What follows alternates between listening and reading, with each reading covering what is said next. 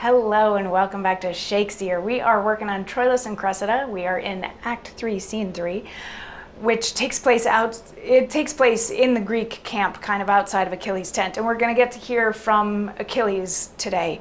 But this scene started out with Calchas, who is Cressida's father, who is also a traitor to Troy. He's now helping the Greeks out, and he feels that they owe him some favors.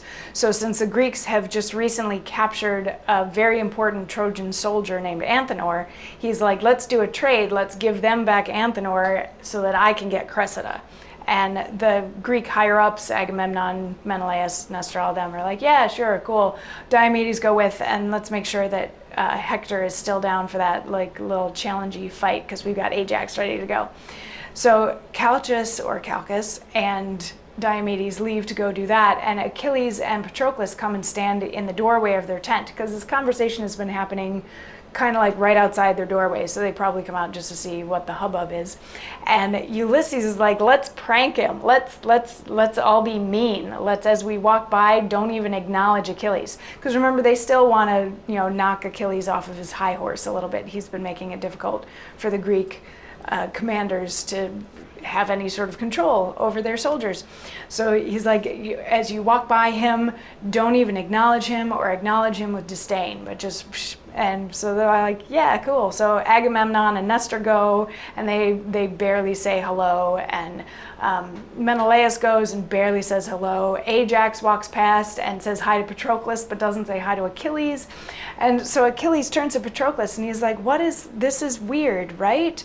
And Patroclus is like, yeah, normally they're like bowing and scraping when they come and visit you, and now they're like not. It's weird. And Achilles says, what, am I poor of late? 'Tis certain, greatness, once fallen out with fortune, must fall out with men too. What the declined is, he shall as soon read in the eyes of others as feel in his own fall. For men, like butterflies, show not their mealy wings, but to the summer. And not a man, for being simply man, hath any honor, but honored for those honors that are without him, as place, riches, and favor, prizes of accident, as oft as merit, which, when they fall, as being slippery standards, the love that leaned on them as slippery too, doth one pluck down another, and together die in the fall. But 'tis not so with me. Fortune and I are friends. I do enjoy at ample point all that I did possess, save these men's looks, who do methinks find out something not worth in me such rich beholding as they have often given. Here's Ulysses. I'll interrupt his reading. How now, Ulysses? So he's trying to logic this. He's trying to logically figure out why these men are looking at him funny. And he makes a couple of interesting points in what he's saying. One of them being that he talks of honor, these honors that people have, titles, money, position in society, all of that sort of thing, and how those things are bestowed upon a person. They're not necessarily things that come from just being, from just existing. But so those honors can be taken away, and they often are taken away when someone becomes unlucky. And when someone becomes unlucky and falls out of fortune and falls out of favor, they can often see it in the reactions of other people to them, just as much as they know that they've lost favor or money or all that kind of thing. But he's like, but I still have all of my stuff. I still have all of my titles. I still have all of my riches, my lands, all of these sort of things, except they're treating me differently.